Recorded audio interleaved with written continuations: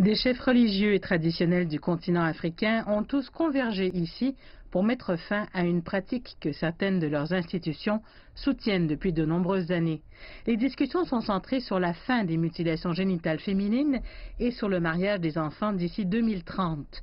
L'ONU estime que jusqu'à 14,2 millions de filles âgées de moins de 18 ans seront mariées chaque année au cours de la prochaine décennie. Et l'Afrique subsaharienne a la prévalence la plus élevée de mariages d'enfants dans le monde.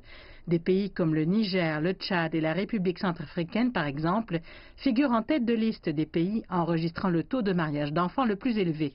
Un schéma que l'ONU impute à un grave sous-développement dans la région.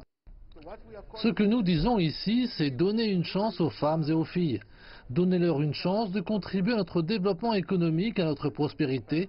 Nous ne pourrons peut-être jamais atteindre les objectifs de développement durable sans la pleine participation des femmes et des enfants. Pendant des décennies, les mutilations génitales féminines et les mariages précoces ont persisté sous le couvert de croyances culturelles et religieuses. Mais peu d'efforts ont été déployés pour nouer le dialogue avec les gardiens des institutions culturelles et religieuses en Afrique. Nous pensons que nous devons accomplir ce que tout le monde pense, c'est-à-dire d'empêcher et de cesser le mariage des enfants.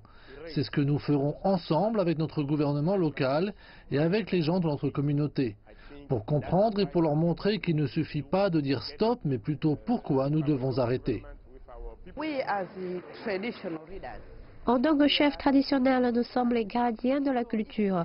Donc, si nous sommes les gardiens de la culture, nous devons utiliser seulement les bons et prendre les mauvais et les jeter à la poubelle, parce que cette culture ne fonctionne plus maintenant.